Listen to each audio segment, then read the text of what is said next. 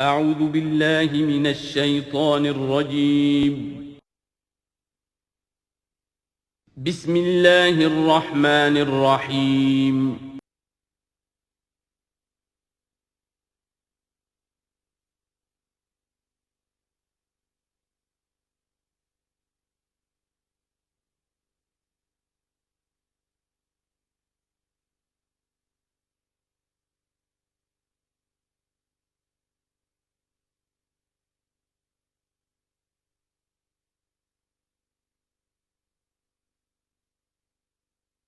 الحمد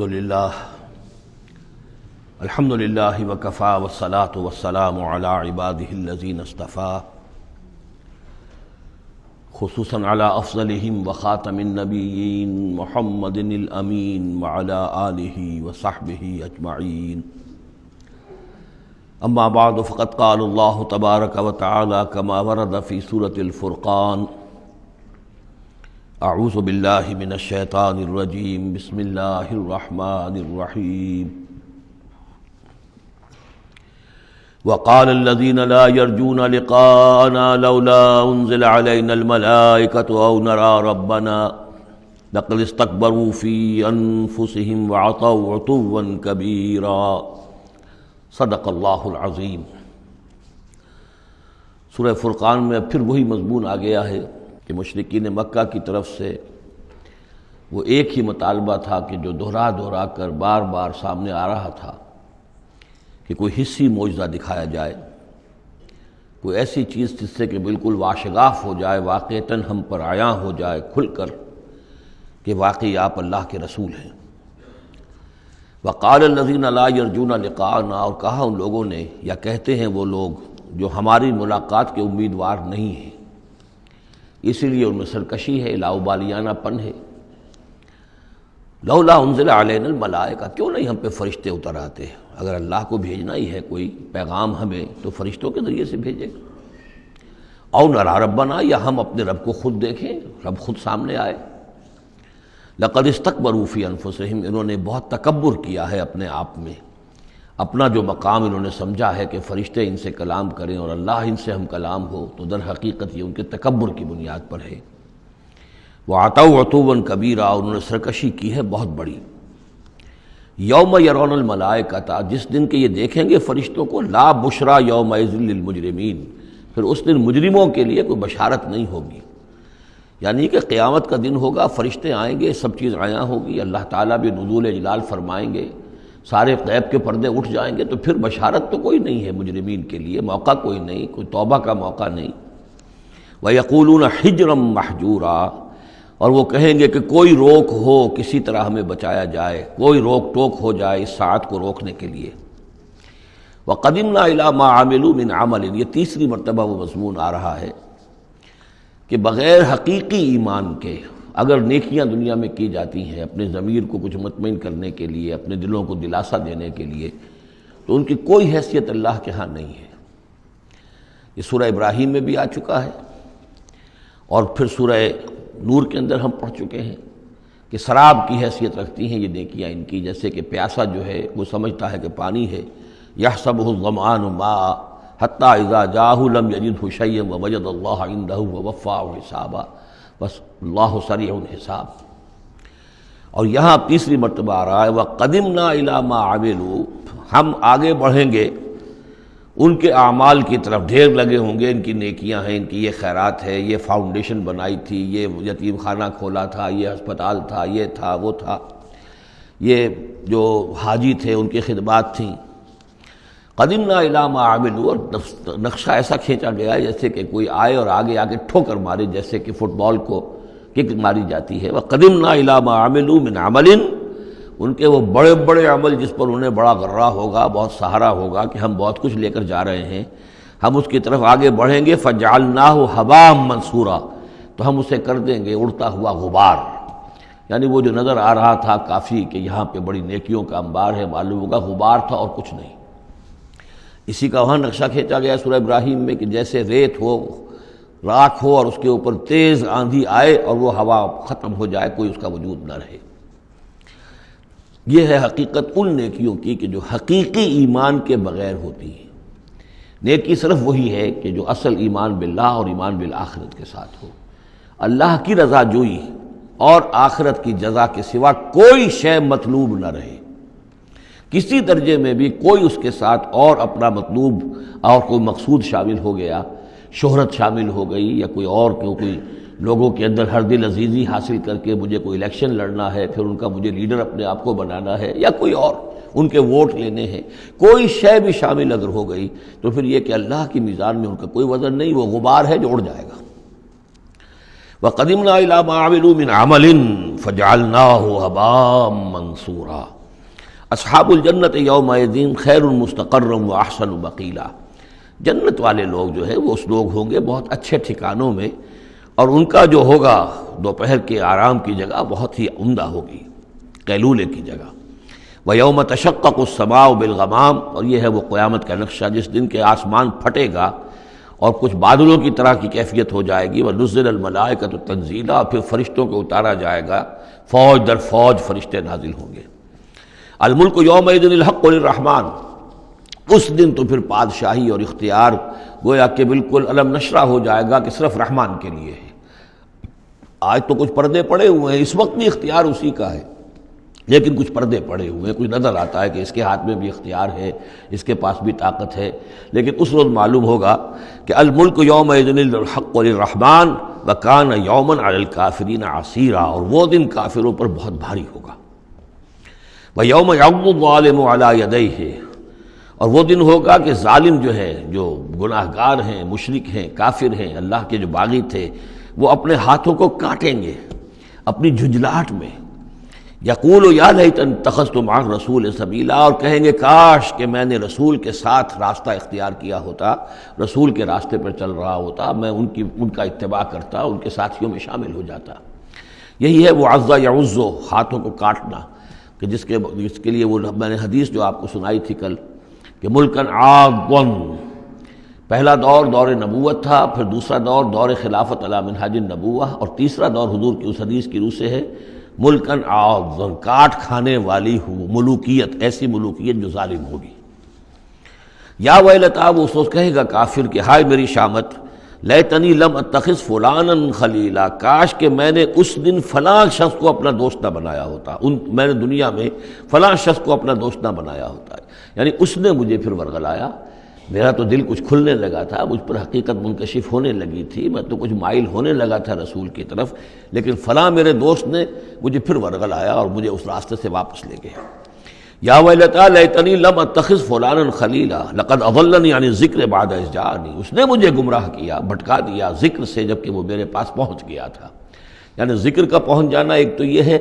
کہ اللہ کے رسول نے مجھے سنا دیا، دوسری کہ میرے دل کے اندر بھی وہ اترنے لگا تھا، وہ مجھ تک پہنچ گیا تھا، میرے دل کے تاروں کو چھیڑنے لگا تھا، جیسے کہ کہا گیا ہے وَقُلْ لَهُمْ فِي أَنفُسِهِمْ قَوْلًا بَلِيغًا، اے نبی ایسی بات کہیے ان سے کہ جو ان کے اتر جائے، جو پہنچ جائے، ان کی روح کی گہرائیوں تک اس کی رسائی ہو جائے، وہ بات کہیے۔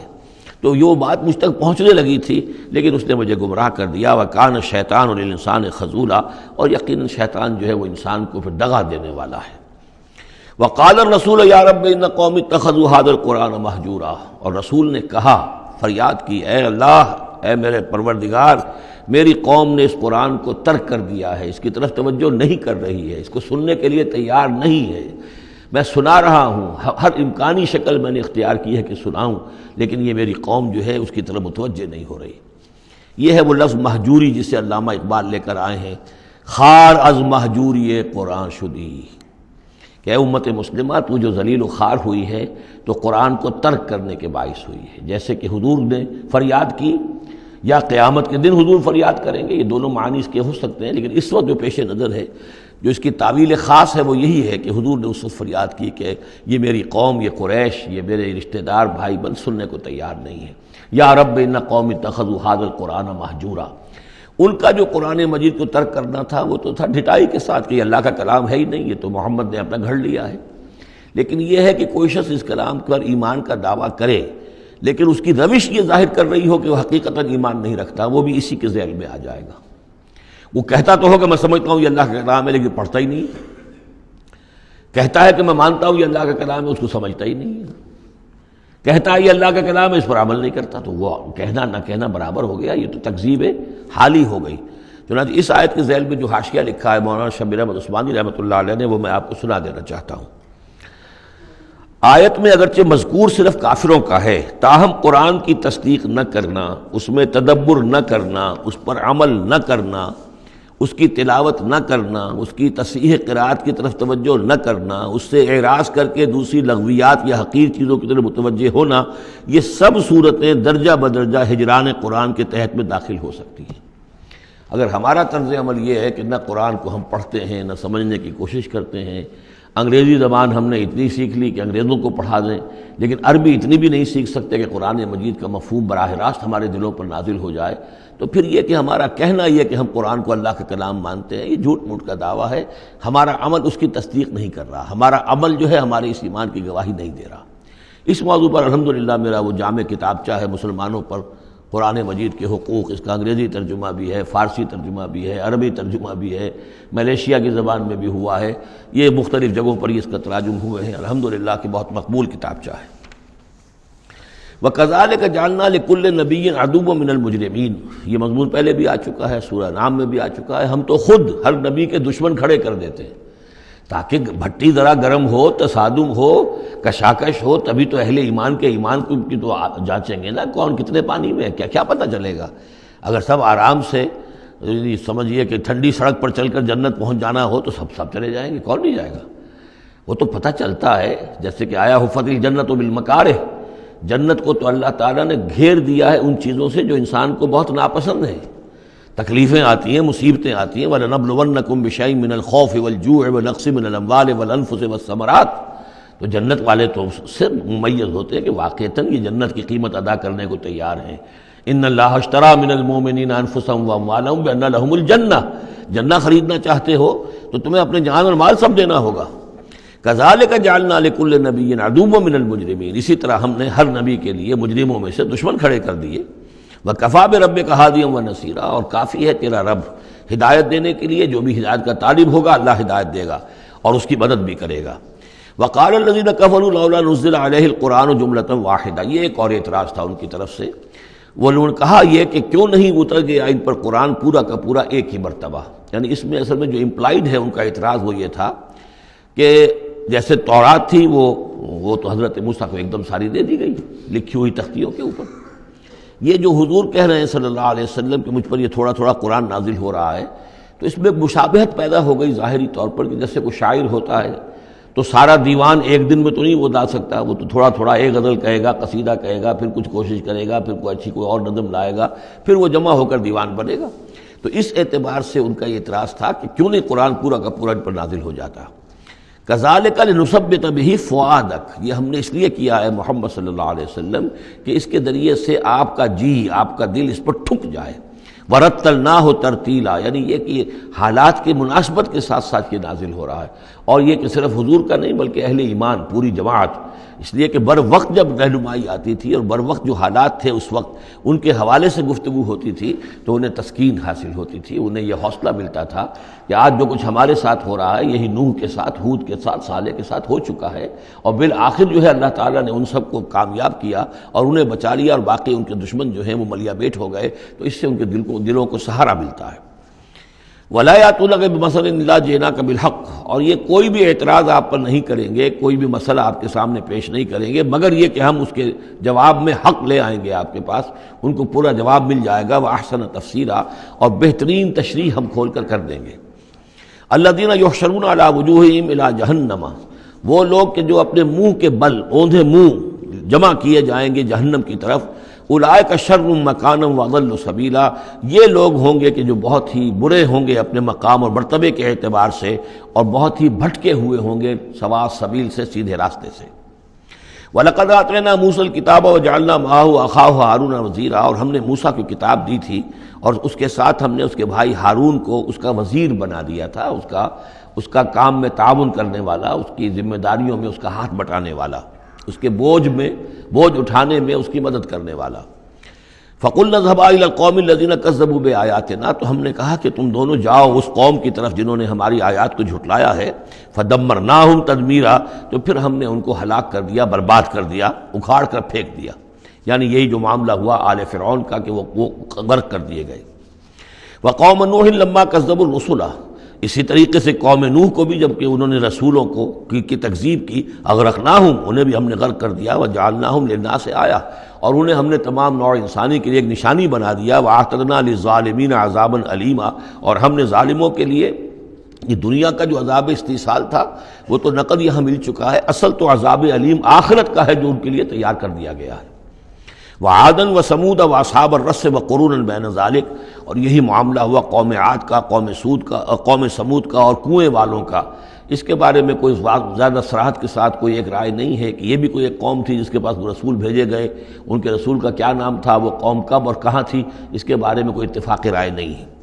وقرونا، لیکن یہ کہ معلوم ہوتا ہے کہ انہوں نے اپنے رسول کو کسی کنویں کے اندر بند کر دیا تھا، تو وہ رس کہتے ہیں کنویں والے.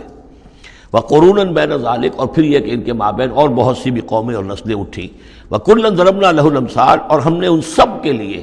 اپنے اپنے وقت پر ہم نے دلیلیں دی، حقائق واضح کر دیے، تمثیلیں بیان کیں. وکلا تبرنا تتبیرا، لیکن بالآخر ان کے انکار کی پاداش میں ان سب کو ہم نے غارت کر دیا.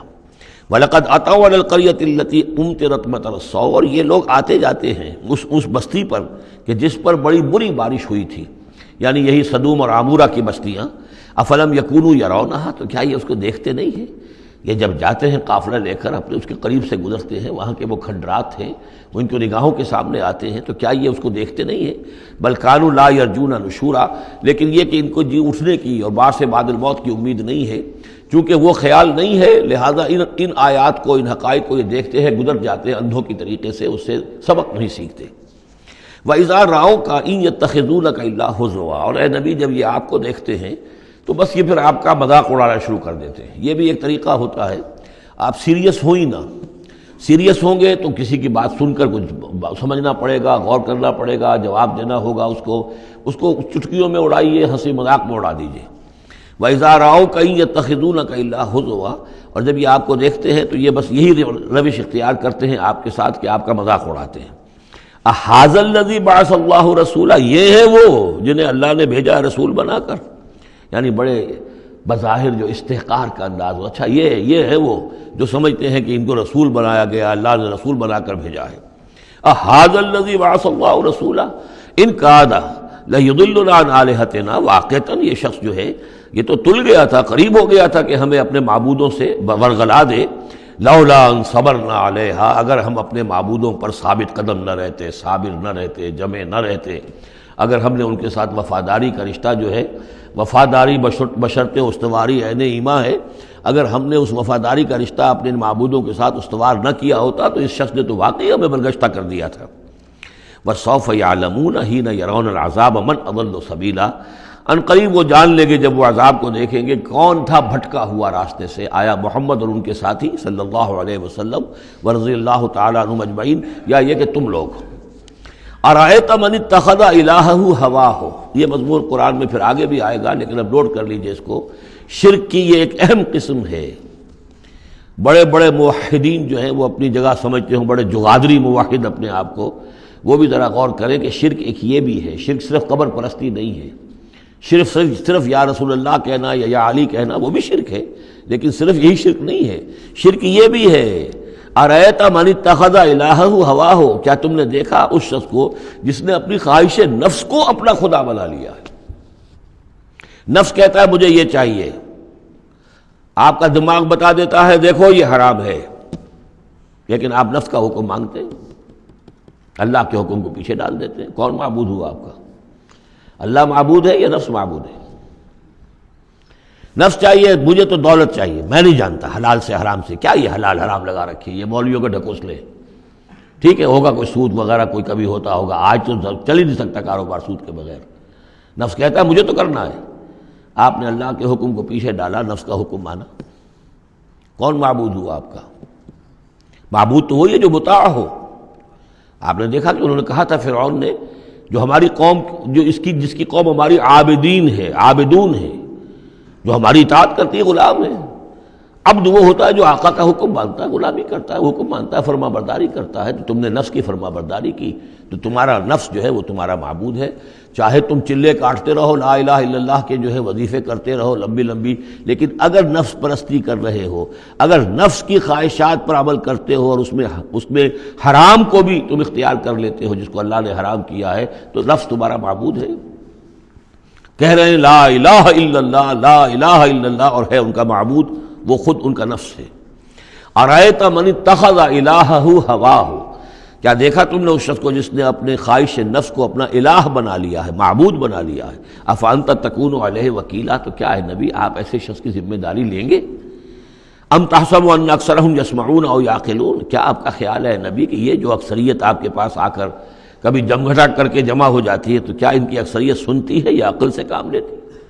یہ سنتے سناتے نہیں ہیں، یہ صرف اپنے عوام کو دھوکہ دینے کے لیے آتے ہیں کہ ہم تو گئے تھے جی سننے کے لیے، ہمیں کوئی بات ملی نہیں۔ آخر کو بات ہوتی تو مانتے نا، بات کوئی تھی نہیں۔ اتحسب ان اکثرهم یسمعون او یعقلون انہم الا کالانعام، نہیں ہے یہ مگر صرف چوپایوں کے مانند، بل ہم اضل سبیلا، بلکہ ان سے بھی گئے گزرے ہیں۔ چوپایوں کو تو اللہ نے وہ چیزیں دی نہیں تھی جو ان کو دی ہیں، وہ عقل دی نہیں تھی جو ان کو دی ہے، لیکن یہ کہ یہ ان سے بھی گئے گزرے ہیں۔ الم تر الی ربک کیف مد الظل، کیا تم نے دیکھا نہیں اپنے رب کی طرف کہ کیسے اس نے تاریکی کو پھیلا دیا؟ جب رات ہوتی ہے تو گویا کہ پورے اس پہ زمین کے اوپر تاریکی کی چادر جو ہے اوڑھ دی، جیسے کالی چادر ڈال دی گئی ہو۔ کیف مد الظل، رات کی تاریکی کی چادر اللہ اڑا دیتا ہے۔ وَلَوْ شَاءَ لَجَعَلَهُ سَاكِنًا، اگر اللہ چاہتا تو پھر اسی رات کو مستقل کر دیتا، یہ رات کھڑی رہتی ہے، کبھی دن نہ آتا۔ یہ اس سے پہلے سورہ قصص میں آیت آ چکی ہے، قصص میں آئے گی۔ قُلْ أَرَأَيْتُمْ إِنْ جَعَلَ اللَّهُ عَلَيْكُمُ اللَّيْلَ سَرْمَدًا إِلَىٰ يَوْمِ الْقِيَامَةِ مَنْ إِلَٰهٌ غَيْرُ اللَّهِ يَأْتِيكُمْ بِضِيَاءٍ۔ ویسے اس سے پہلے یہ مضمون آ چکا ہے کہ اللہ تعالیٰ جو ہے اگر مستقل طور پر دن کر دے تو کون رات لائے گا، اور مستقل طور پر رات کر دے تو کون دن لائے گا؟ تو اگر یہ رات قائم رہتی، اللہ چاہتا تو اس قائم رات ہی رہتی۔ ثم جعلنا الشمس علیہ دلیلا، پھر ہم سورج کو جب روشن کرتے ہیں، سورج جو تو اس سے یہ ہے کہ رہنمائی ملتی ہے، پھر اس سے معلوم ہوتا وہ یہ روشنی ہے اور وہ تاریکی تھی۔ تعرف الاشیاء بازدادها ثم قبضناہ الینا قبضا یسیرا، جب سورج طلوع ہوتا ہے تو آپ نے دیکھا ہوگا سائے بڑے لمبے پڑے ہوئے ہیں، پھر رفتہ رفتہ سورج اوپر ہونا شروع ہوا اور سایہ سمٹنا شروع ہوا، گویا کہ کوئی کھینچ رہا ہے، تنابیں کھینچ رہا ہے، ان کی یہ سائے جو ہیں اب سمٹ کر آ رہے ہیں۔ پھر ہم ان سایوں کو، ان تاریکوں کو، ظل کو اپنے قبضے میں لے لیتے ہیں، گھسیٹ لیتے ہیں۔ ثم قبضناہ الینا قبضا یسیرا وہو الذی جعل لکم اللیل لباسا، اور وہی ہے اللہ جس نے کہ تمہارے لیے رات کو بنا دیا ہے اوڑھنا، والنوم سباتا، اور رات کو بنا دیا ہے آرام اور استراحت، وجعل النہار نشورا، اور دن کو بنا دیا ہے نکل کر پھیلنے کی اور دنیا میں اور جو کام کرنے ہیں اس کے لیے مناسب ماحول بنا دیا۔ وہو الذی ارسل الرياح بشرا بین یدی رحمتہ، اور وہی ہے کہ جو بھیجتا ہے ہوائیں بشارت دیتی ہوئی اس کی رحمت کے آگے آگے۔ رحمت باران رحمت، باران رحمت کے آنے سے پہلے پہلے آگے آگے اس سے ٹھنڈی ہواؤں کے جھونکے آتے ہیں۔ وَأَنزَلْنَا مِنَ السَّمَاءِ مَاءً طَهُورًا، اور ہم نے اتارا آسمان سے پانی جو کہ بڑا پاک ہے اور پاکی حاصل کرنے کا ذریعہ ہے۔ جب پانی برستا ہے تو سب سے پہلے تو فضا کو پاک کرتا ہے، صاف کرتا ہے، اس کے جتنے بھی اس میں گرد و غبار ہے، جو پولیوشن ہے، اس سب کو بارش جو ہے اس کو صاف کرتی ہوئی نیچے لے آتی ہے، اور پھر اس کو لے جا کر سمندر کے اندر ڈال کر، اور پھر ڈسٹیلیشن وہاں سے شروع ہوتا ہے، اور وہ سارا گند وغیرہ جو ہے وہ سمندروں کے اندر رہ جاتا ہے، اور پھر بالکل صاف بخارات جو ہیں، بالکل صاف پانی جو ہے وہ اوپر جاتا ہے۔ تو یہ سائیکل ہے جو چل رہا ہے، اور یہ پانی ہی پھر اللہ تعالیٰ نے دنیا میں طہارت کے لیے ذریعہ بنا دیا ہے، صفائی کے لیے، پاکی کے لیے۔ ماء طہورا لنحیی بہ بلدۃ میتا، تاکہ ہم زندہ کریں اس کے ذریعے سے ایک مردہ آبادی کو، مردہ علاقے کو، مردہ زمین کو۔ ونسقیہ مما خلقنا انعاما وناسیا کثیرا، اور پھر ہم وہ پانی پلاتے ہیں اپنی مخلوقات میں سے جو بہت سے چوپائے ہیں اور بہت سے انسان ہیں۔ تو یہ پانی کا جو سائیکل چل رہا ہے، اس سے ایک طرف صفائی ہوتی ہے، فضا کی صفائی، زمین کی صفائی، اشخاص اور افراد بھی پھر اپنی صفائی نہانے دھونے کے لیے استعمال کرتے ہیں۔ اس کو ہمارے ہاں کہا جاتا ہے یونیورسل کیریئر۔ پانی کہیں کنزیوم نہیں ہوتا باڈی کے اندر،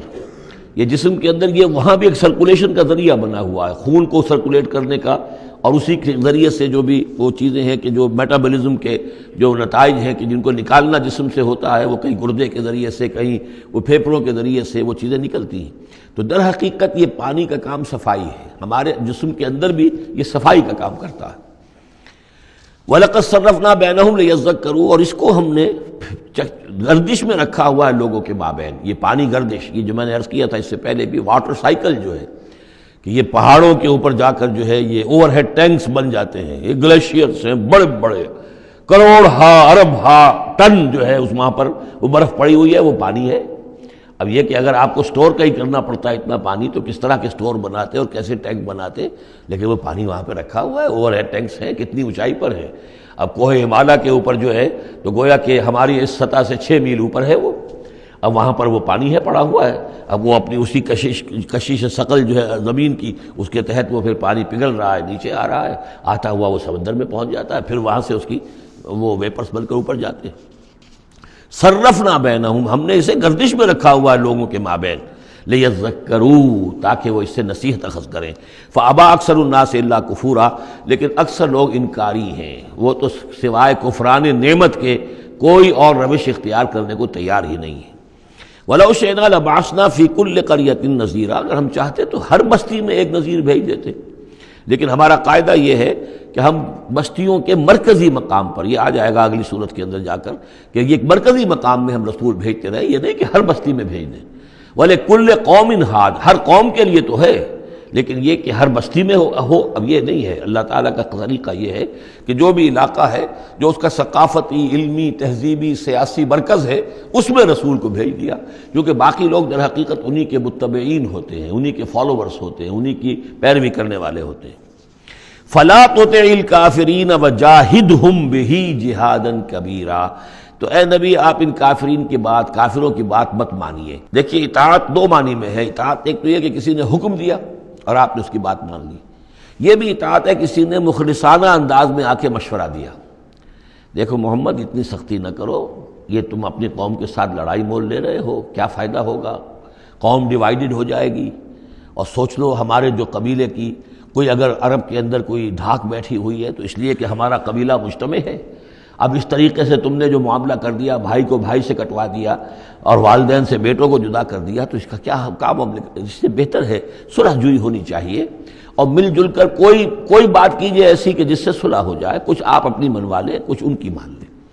اس قسم کا باقاعدہ کردار جو ولید بن مغیرہ کا کردار یہی تھا، اور وہ یہی چاہتا تھا کہ کسی طریقے سے یہ تصادم ختم ہو اور کسی ٹرمز کے اوپر کو مصالحت ہو جائے۔ تو بار بار جو کہا جاتا ہے فَلَا تُطِعِ الْكَافِرِينَ، تو کیا مانی، حضور کون سے کافر کی اطاعت کرنے کے لیے آمادہ تھے؟ لیکن ایسی بات ایسی ہوتی ہے کہ جس کے بارے میں کسی وقت جب کہ آدمی کسی شدید دباؤ میں ہو تو بربنائے طبع بشری ہو سکتا ہے کہ طبیعت جو ہے کچھ اس کی بات سننے کی طرف تو مائل ہو ہی جائے، جیسا کہ ہم سورہ بنی اسرائیل میں پڑھ چکے ہیں، وَإِن كَادُوا لَيَفْتِنُونَكَ عَنِ الَّذِي أَوْحَيْنَا إِلَيْكَ لِتَفْتَرِيَ عَلَيْنَا غَيْرَهُ وَإِذًا لَّاتَّخَذُوكَ خَلِيلًا، یہ لوگ تو تلے ہوئے ہیں کہ آپ کو بچلا دیں اس چیز سے کہ جو ہم نے آپ پر وحی کی ہے، کہ آپ کچھ اور گھڑ کر ہماری طرف منسوب کر دیں، پھر یہ آپ کو دوست بنا لیں گے، جھگڑا ختم، لڑائی ختم ہو جائے گی۔ لڑائی تو ان کو ہماری آیات سے ہے، ہمارے قرآن سے ہے، ذاتی آپ کے ساتھ تو کوئی جھگڑا نہیں ہے۔ لیکن یہ کہ فرمایا وَلَوْلَا أَن ثَبَّتْنَاكَ لَقَدْ كِدتَّ تَرْكَنُ إِلَيْهِمْ شَيْئًا قَلِيلًا، اور اگر ہم نے ہی آپ کو جمائے نہ رکھا ہوتا تو اے محمد صلی اللہ علیہ وسلم عین ممکن تھا کہ آپ کچھ نہ کچھ ان کی طرف جھک ہی جاتے۔ تو یہ جو دباؤ تھا شدید، اس کا اندازہ کیجئے اس سے، تو فرمایا جا رہا فَلَا تُطِعِ الْكَافِرِينَ، آپ ان کی باتیں بھی مت سنیں، اس قسم کی کسی بات کے لیے آپ جس کو کہتے ہیں ٹو لینڈ این ایئر، کہ آپ اپنا کان اس کو دیں کہ وہ آپ کے کان میں آ کر یہ بات کر دیں، یہ بھی نہ کریں آپ، اس کی بھی آپ اس کا موقع نہ دیں۔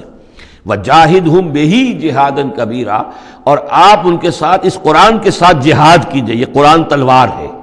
اس کے ساتھ جہاد کیجئے اور بڑا جہاد کیجئے۔ یعنی مکے میں جو جہاد ہو رہا تھا 12 برس تک جو ہوا ہے، وہ تلوار والا جہاد نہیں تھا، وہ قتال نہیں تھا، وہ جہاد بالقرآن تھا۔ یہ بہت اہم موضوع ہے جس پہ میری تقریر موجود ہے، کتابچہ موجود ہے، بلکہ 2 ہے، جہاد بالقرآن اور پھر جہاد بالقرآن کے 5 محاذ آج بھی ہمارے ہاں جو بھی قومی مسائل ہیں، ملکی مسائل ہیں، ہمارے اس وقت اجتماعی مسائل ہیں، واقعہ یہ ہے کہ ان کے لیے 5 محاذ ہیں جن پر کہ قرآن مجید کی شمشیر ہاتھ میں لے کر جہاد کرنے کی ضرورت ہے۔ اب اس وقت ظاہر بات ہے کہ اس کا موقع نہیں ہے، لیکن یہ کہ اس اعتبار سے کہ ایک انقلابی جد و جہد اللہ کے دین کو قائم کرنے کی جد و جہد میں دعوت قرآن کے ذریعے سے، تربیت قرآن کے ذریعے سے، تزکیہ قرآن کے ذریعے سے، یہ ساری چیزیں ہم پڑھتے چلے آ رہے ہیں۔ تبشیر قرآن کے ذریعے، انذار قرآن کے ذریعے، تذکیر قرآن کے ذریعے، اور جو سینوں کے اندر کے جو روگ ہیں ان کا علاج قرآن سے، شفاء لما فی الصدور، نصیحت قرآن سے، یہ سارا قرآن سے۔ تو اس حوالے سے جاہدہم بہ جہادا کبیرا وہو الذی مرج البحرین، اور وہی ہے اللہ جس نے کہ 2 دریا چلا دیے، 2 روئیں چلا دی۔ ھذا عذب فرات، یہ ہے بہت ہی عمدہ خوش ذائقہ اور خوشگوار اور میٹھا پانی۔ وھذا ملح اجاج، اور دوسری رو چل رہی ہے کہ جو کڑوی اور نمکین پانی کی ہے۔ وجعلنا بینہما برزخا وحجرا مہجورا، اور ان کے مابین ہم نے ایک پردہ لگا رکھا ہے، نظر نہیں آتا، اور ایک آڑ ہے، اوٹ ہے کہ وہ آپس میں ملتے نہیں ہیں۔ اللہ تعالیٰ کی یہ یعنی صنائی ہے، اللہ کی قدرت ہے۔ وَهُوَ الَّذِي خَلَقَ مِنَ الْمَاءِ بَشَرًا، اور وہی ہے جس نے پانی سے بنایا انسان، فَجَعَلَهُ نَسَبًا وَسِحْرًا۔ اب یہاں پانی سے مراد منی بھی ہو سکتی ہے کہ جس سے ظاہر بات ہے کہ جو انسان کی تخلیق کا معاملہ ہوتا ہے، جو مشاہدے میں ہے لوگوں کے، وہ تو یہی ہے کہ گندے پانی سے تخلیق کا آغاز ہوتا ہے۔ فَجَعَلَهُ نَسَبًا وَسِحْرًا، اور پھر اس کے لیے ایک تو یہ کہ اس کے آباء و اجداد ہیں، نسب ہے اس کی، اور ایک سحرن سسرالی رشتے،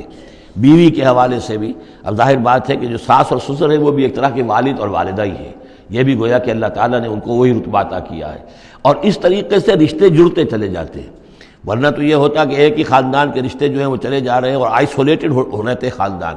لیکن یہ کہ جب یہ رشتے ہوتے ہیں شادی بیاہ سے تو وہ خاندانوں کے مابین ناطے بن جاتے ہیں، رشتے ہیں اور ناطے ہیں، اور اس طریقے سے تانا بانا جو ہے اس میں نوع انسانی کو اللہ تعالیٰ نے بن رکھا ہے۔ فَجَعَلَهُ نَسَبًا وَسِحْرًا وَكَانَ رَبُّكَ قَدِيرًا، اور آپ کا رب جو ہے وہ سب قدرت رکھنے والا ہے۔ وَيَعْبُدُونَ مِن دُونِ اللَّهِ مَا لَا يَنفَعُهُمْ وَلَا يَضُرُّهُمْ، اور وہ بندگی کرتے ہیں، پرستش کرتے ہیں اللہ کے سوا ان کی جو نہ انہیں کوئی نفع پہنچا سکتے ہیں اور نہ نقصان۔ وَكَانَ الْكَافِرُ عَلَىٰ رَبِّهِ ظَهِيرًا، اور یہ کافر لوگ جو ہیں یہ اپنے رب کی طرف پیٹھ کیے ہوئے ہیں، انہوں نے ادھر تو پیٹھ کی ہوئی ہے، ادھر توجہ کرنی ہی نہیں۔ وَمَا أَرْسَلْنَاكَ إِلَّا مُبَشِّرًا وَنَذِيرًا، اور نہیں بھیجا ہم نے آپ کو مگر مبشر اور نذیر بنا کر،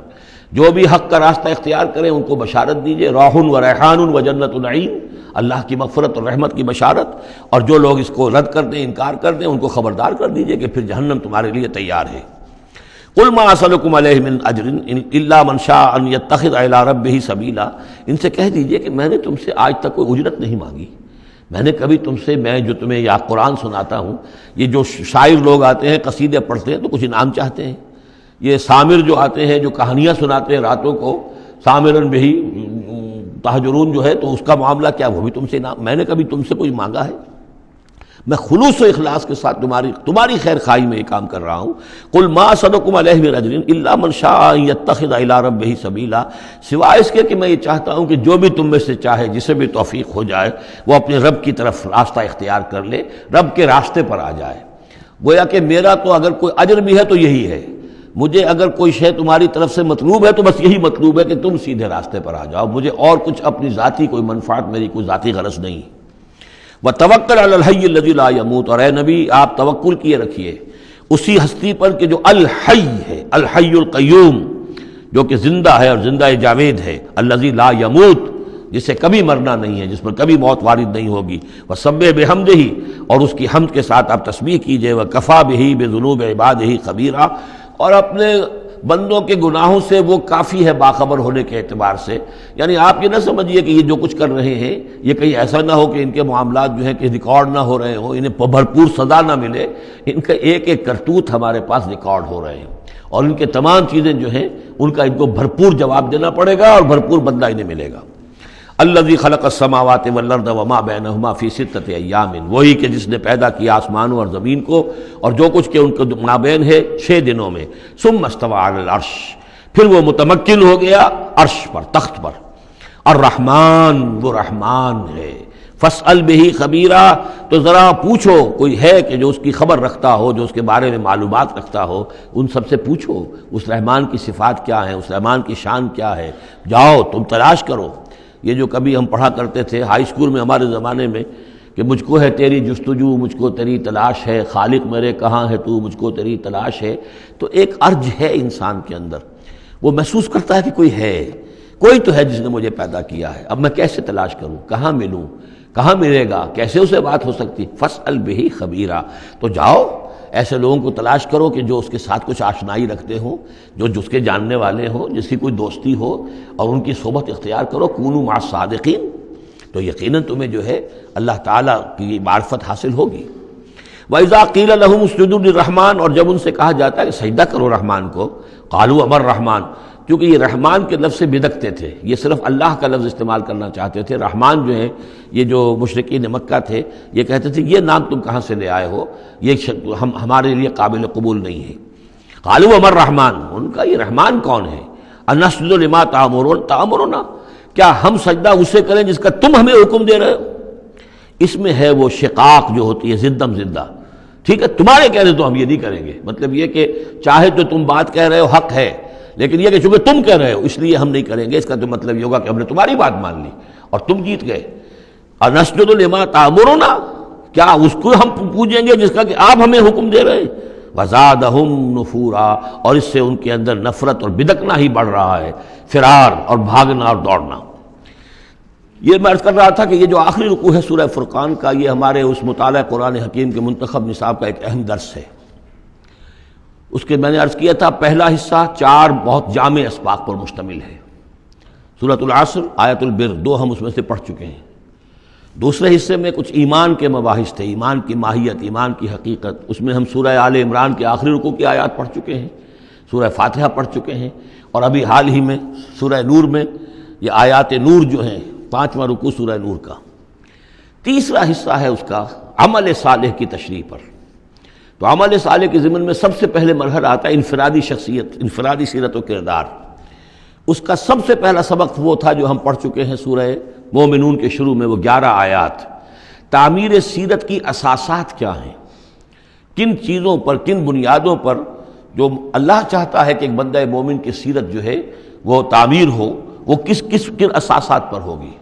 تو قد افلح المؤمنون الذین هم فی صلاتهم خاشعون والذین هم عن اللغو معرضون والذین هم للزکاة فاعلون والذین هم لفروجهم حافظون الا علی ازواجهم او ما ملکت ایمانهم فانهم غیر ملومین فمن ابتغى وراء ذلك فاولئک هم العادون والذین هم لاماناتهم وعهدهم راعون والذین هم علی صلواتهم یحافظون اولئک هم الوارثون الذین یرثون الفردوس هم فیها خالدون۔ تو یہ تو گویا کہ اساسات ہیں۔ اب یہ کہ وہ پوری تعمیر شدہ شخصیت، میچور بندہ مومن، پوری تعمیر شدہ شخصیت، اس کے خد و خال کیا ہوں گے، وہ ہیں کہ جو اس رکوع میں آ رہے ہیں۔ ایک میچور بندہ مومن کی شخصیت جو ہے اس کے کیا خصائص ہیں، کیا اوصاف ہیں۔ لیکن اس سے پہلے 2 آیات کے اندر ایمان کے ضمن میں جو قرآن مجید کا جو فطری طرز استدلال ہے اس کا خلاصہ آ گیا ہے۔ تبارک الذی جعل فی السماء بروجا، بہت بابرکت ہے وہ ذات جس نے کہ آسمان میں برج بنائے، وجعل فیہا سراجا وقمرا منیرا، اور اس میں رکھ دیا ایک چراغ اور چاند جو کہ روشن ہے۔ اب یہاں نوٹ کیجئے کہ سورج کو سراج کہا ہے۔ سورج میں چونکہ کمبسچن کا عمل تحریک، جل رہا ہے، اس کے اندر حرارت ہے، لہذا اس کو چراغ کہا ہے، اور قمر کو نور کہا ہے صرف، کیونکہ یہ ریفلیکشن ہے۔ قمر کے اندر کوئی جو ہے پروسیس کمبسشن کا نہیں ہے، کوئی اس کے اندر حرارت نہیں ہے، بلکہ وہ تو ٹھنڈی جگہ ہے، ایسے ہی جیسے کہ ہماری زمین کی سطح ہے ویسے ہی اب تو جا کر لوگ دیکھ بھی آئے ہیں اپنے قدموں تلے، یوں بھی سمجھیے کہ اس زمین کو روند بھی آئے ہیں، چاند کی زمین کو۔ تو یہ اس کا نور ہے، لیکن وہ نور ریفلیکٹڈ ہے، اور سراج جو ہے وہ ہے اصل میں سورج۔ وَهُوَ الَّذِي جَعَلَ اللَّيْلَ وَالنَّهَارَ خِلْفَةً، اور وہی ہے جس نے کہ دن اور رات کو بنا دیا ہے ایک دوسرے کے پیچھے لگا ہوا، لِمَنْ أَرَادَ أَنْ يَذَّكَّرَ، ان لوگوں کے لیے جو چاہیں نصیحت اخذ کرنا۔ اسی سے یہی آیات الہیہ ہیں کہ جن سے انسان کو اللہ کی معرفت حاصل ہوتی ہے، اس کی قدرت،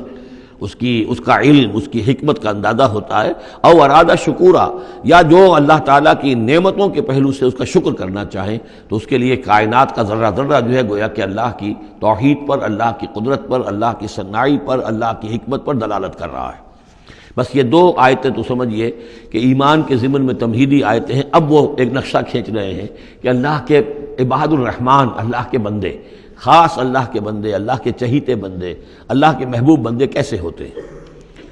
اس کو پڑھیے اسی طریقے سے کہ دل میں ارادہ رکھیے، کم سے کم امنگ اور آرزو تو ہو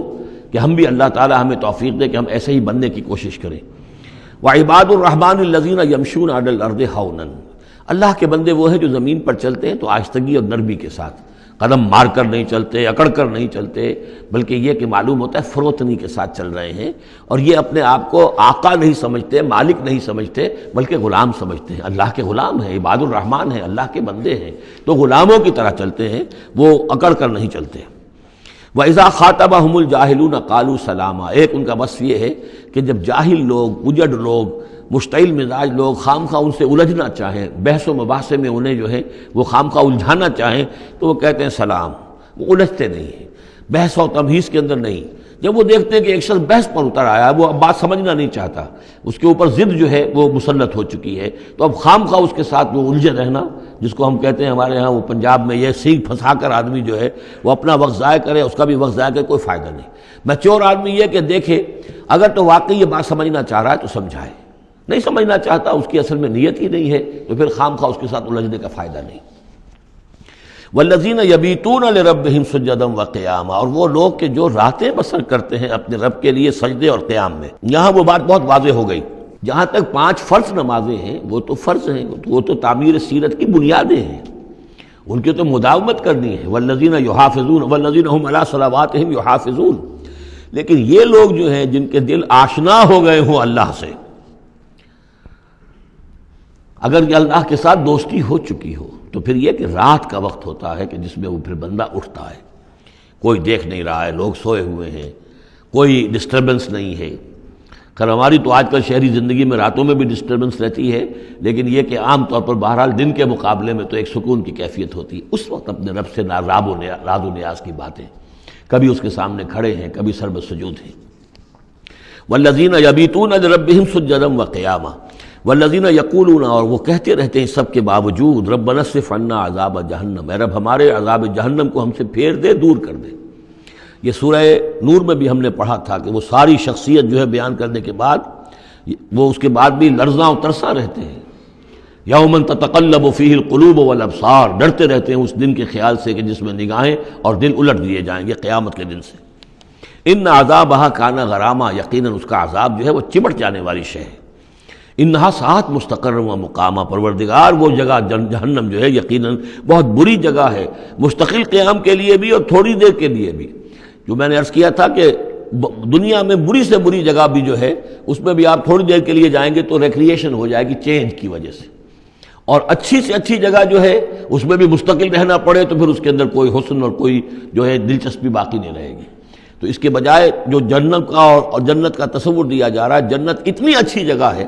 کہ مستقل طور پر رہنے کے باوجود اس کی دلچسپیوں میں، اس کی رعنائیوں میں کوئی کمی نہیں ہوگی، اور جہنم اتنی بری جگہ ہے کہ ایک لحظے کے لیے بھی کسی کا قدم وہاں گیا تو وہ اپنی پوری جو ہے سختی اس کے اوپر ظاہر کر دے گی۔ والذین اذا انفقوا لم یسرفوا ولم یقتروا وکان بین ذلک قواما، اور وہ لوگ کہ جو خرچ کرتے ہیں تو نہ تو وہ اسراف کرتے ہیں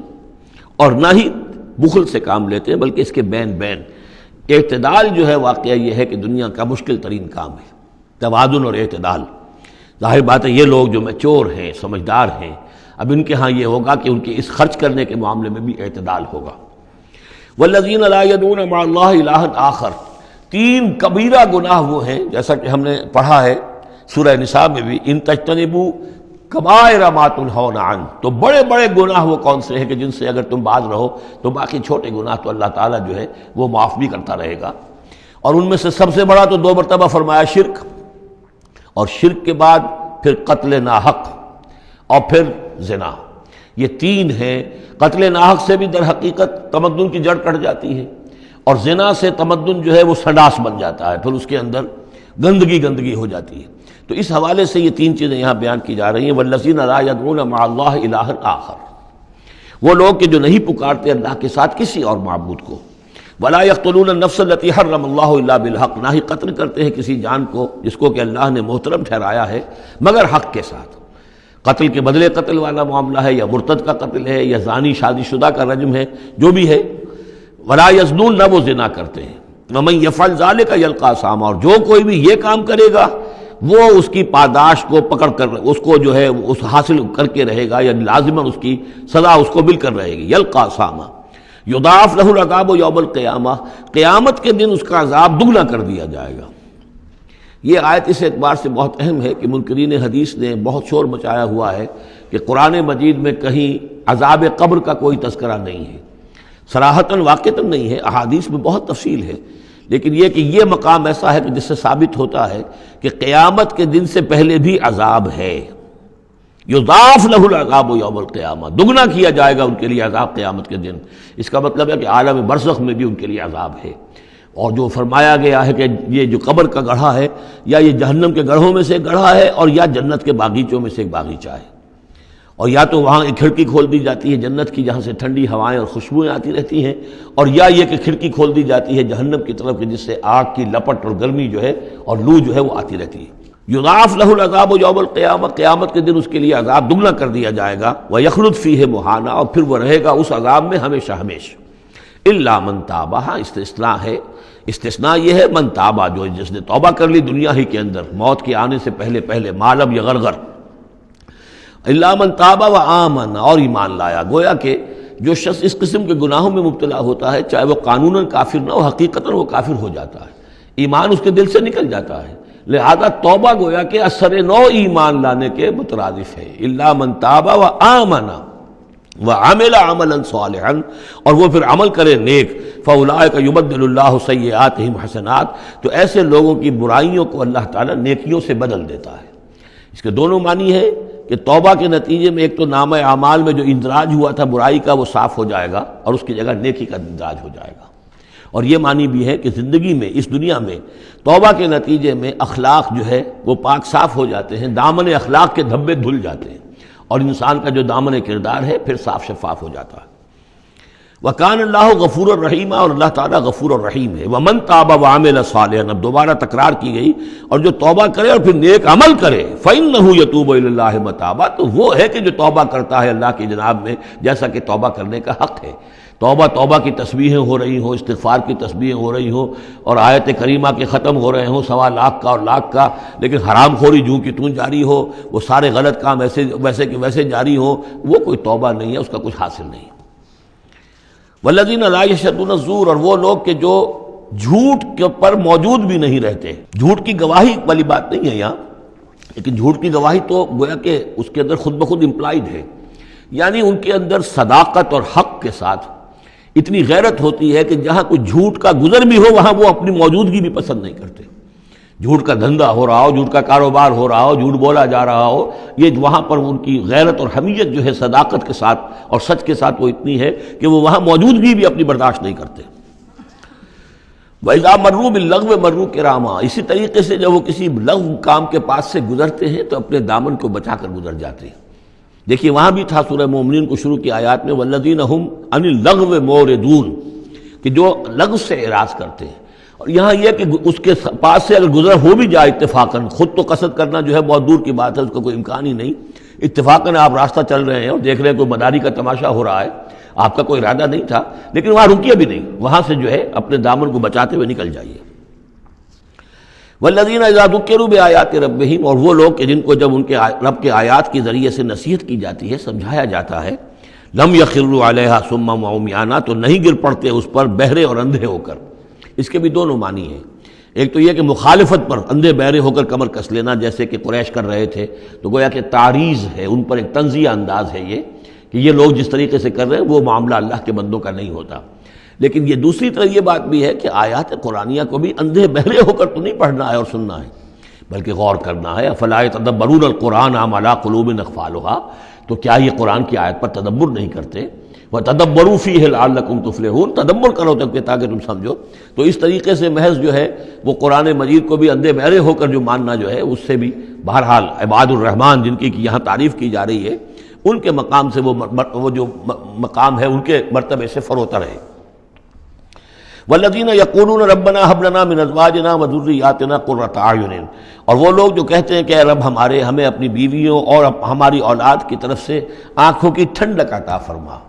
یعنی یہ کہ جس راستے پر ہم چل رہے ہیں ہماری اولاد ہمارے گھر والے بھی اسی راستے پر چلیں تاکہ ہماری آنکھیں ٹھنڈی ہوں۔ ایسا نہ ہو کہ میں تو اللہ کے دین کے راستے کی طرف چلنے کی کوشش کر رہا ہوں اور اولاد کسی اور طرف کو دور لگا رہی ہے، تو ایک کشاکش ہے۔ پھر یہ جو صورتحال جو ہے فرکشن گھر کے اندر پیدا ہوتی ہے،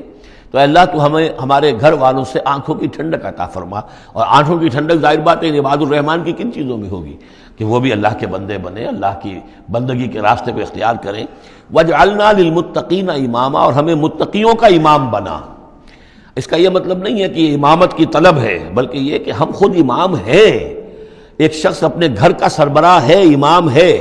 تو اے اللہ جن کے ہم امام ہیں انہیں متقی بنا دے، اس لیے کہ ظاہر بات ہے کہ میدان حشر میں جب ہم چلیں گے تو ایک شخص کے پیچھے اس کی اولاد چلی آ رہی ہے اور معلوم ہو کہ وہ تو جہنمی ہیں جو چلے آ رہے ہیں، یہ خود تو بہرحال ایک نیک آدمی تھا، نہیں، ہمارے پیچھے جو ہماری نسلیں آئیں اے اللہ انہیں بھی متقی بنا، جن کے ہم امام ہیں، جو ہمارے پیچھے ہیں، جن کے کہ ہم دنیا میں جیسے کہ فرمایا ہے ایک حدیث میں بھی آتا ہے کلکم راعٍ وکلکم مسئول عن رعیتہ، تم میں سے ہر شخص کی حیثیت ایک چرواہے کی ہے، اور اللہ نے کچھ نہ کچھ مخلوق جو ہے اپنی اس کے چرواہے کے حوالے کی ہے۔ تمہاری اولاد ہے، تمہاری بیوی ہے، یہ گھر کنبہ ہے، یہ تمہارا جو ہے یہ گویا کہ تمہارے متبعین ہیں، تمہارے فالوورز ہیں، تو اللہ ہمارے فالوورز کو متقی بنا دے اور ہماری جو امامت ہے وہ متقیوں کی امامت ہو۔ اولئک یجزون الغرفۃ بما صبروا، یہ وہ لوگ ہیں کہ جن کو بالا خانے ملیں گے ان کے صبر کی جزا میں، انہوں نے صبر کیا۔ ظاہر بات ہے کہ اللہ دنیا میں بے شمار مواقع آتے ہیں حرام خوری کے، ایک بندہ مومن بچتا ہے، بہت سے مواقع پر اللہ تعالیٰ موقع دے کر آزما لیتا ہے کہ ذرا سی بھی اس کے اندر کمی ہو تو پھر یہ نکل جائے کسی غلط راستے کی طرف۔ انسان جو ہے صبر کرتا ہے، جذبات کو روکتا ہے، اپنی خواہشات کو روکتا ہے، شہوات کو تھامتا ہے، ان تمام چیزوں کو سنبھال کر یہ سب گویا کہ پوری زندگی صبر ہے۔ تو بما صبروا اولئک یجزون الغرفۃ بما صبروا، یہ وہ لوگ ہوں گے کہ جنہیں بدلے میں ملیں گے بالا خانے جنت کے ان کے صبر کے عوض۔ وَيُلَقَّوْنَ فِيهَا، ان کا استقبال کیا جائے گا وہاں جنت میں، ان بالا خانوں میں، تحیۃ وسلاما، سلام کے ساتھ اور دعاؤں کے ساتھ۔ خالدین فیہا، وہ رہیں گے اس میں ہمیشہ ہمیش۔ حسنت مستقرا و مقاما، بہت ہی عمدہ ہے وہ جگہ، مستقر کے طور پر بھی، مستقل قیام گاہ کے طور پر بھی، اور مقامہ تھوڑی دیر کے لیے بھی۔ تو یہ گویا کنٹراسٹ ہے۔ جہنم کو فرمایا ساعت مستقرا و مقاما، اور جنت حسنت مستقرا و مقاما۔ قل ما یعبأ بکم ربی، اے نبی ان سے کہہ دیجئے میرے رب کو تمہاری کوئی پرواہ نہیں ہے، یہ نہ سمجھو کہ میں تمہارے پیچھے اپنے آپ کو ہلکان کر رہا ہوں، تو میرے رب کو کوئی تمہاری ضرورت ہے؟ میری یا میرے رب کی کوئی ضرورت اٹکی ہوئی ہے تمہارے بغیر، وہ بات پوری نہیں ہوگی؟ یہ چھپر تم ہی اٹھاؤ گے تو اٹھے گا ورنہ اٹھ نہیں سکتا، یہ نہ سمجھو۔ قل ما یعبأ بکم ربی لولا دعاؤکم، اگر نہ ہوتا تمہیں پکارنا۔ اللہ نے یہ بات اپنے ذمے لی ہوئی ہے کہ تمہیں خبردار کر دیا جائے۔ اللہ تعالیٰ وما کنا معذبین حتی نبعث رسولا، ہم عذاب نہیں بھیجتے رہے جب تک کہ رسول کو نہ بھیج دیں، اس لیے مجھے بھیج دیا ہے، میں لگا ہوا ہوں اس کے حکم سے، میں تمہاری گلیوں میں بھی تمہیں سنا رہا ہوں، تمہارے گھروں میں جا کر تم سے بات کر رہا ہوں، اکیلے اکیلے بھی بات کر رہا ہوں، ڈنکے کی چوٹ بھی کر رہا ہوں، لیکن یہ نہ سمجھو کہ کوئی اس میں میری غرض ہے یا میرے رب کی کوئی ضرورت ہے۔ قل ما یعبأ بکم ربی، میرے رب کو تمہاری پرہکا کے برابر کوئی وقت تمہاری نہیں ہے ان کے نزدیک، لولا دعاؤکم، اگر نہ ہوتا تمہارا پکارنا۔ فقط کذبتم، تو دیکھو تم نے جھٹلا دیا ہے، فسوف یکون لزاما، اب عنقریب یہ تمہارے ساتھ چمٹ کر رہے گا،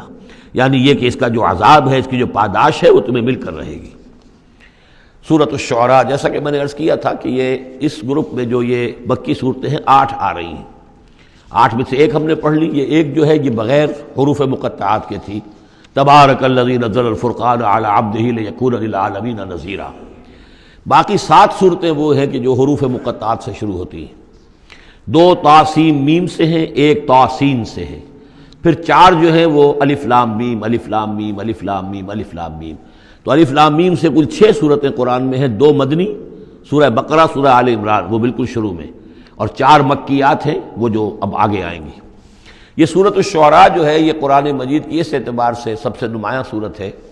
کہ مکی صورتوں میں تعداد کے اعتبار سے آیات جو ہیں وہ سب سے زیادہ اس میں ہے، 227 آیات ہیں،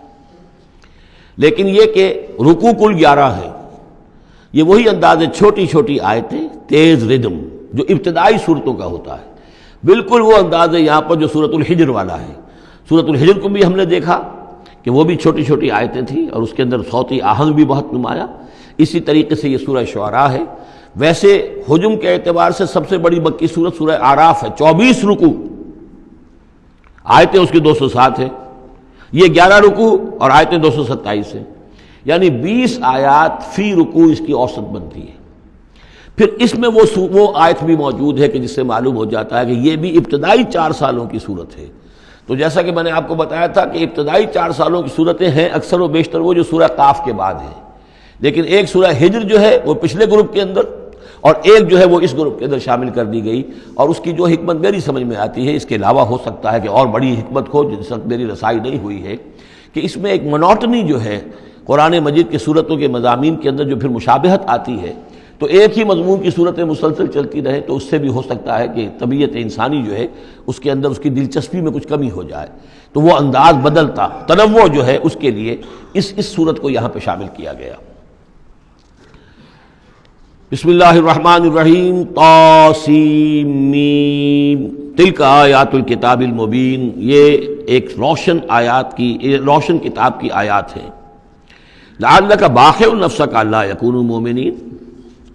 اے نبی شاید آپ اپنے آپ کو ہلاک کر لیں گے اس صدمے میں کہ یہ ایمان نہیں لا رہے۔ ان نشاء ننزل علیہم من السماء آیۃ فظلت اعناقهم لها خاضعین، اگر ہم چاہیں تو ان پر ابھی آسمان سے ایک ایسی نشانی اتار دیں کہ ان کی گردنیں جھک کر رہ جائیں۔ ہماری قدرت سے تو کوئی بعید نہیں ہے، لیکن ہماری حکمت ہے، ہماری مشیت ہے، ہم اس طرح کی نشانی نہیں دکھائیں گے، اس طرح کا معاملہ ہم نہیں کریں گے۔ اس کی حکمت اس صورت کے اندر بیان ہو رہی ہے، وہ ابھی آپ دیکھیں گے۔ لعلک باخع نفسک الا یکونوا مؤمنین ان نشاء ننزل علیہم من السماء آیۃ فظلت اعناقهم لها خاضعین وما یاتیہم من ذکر من الرحمن محدث الا کانوا عنہ معرضین،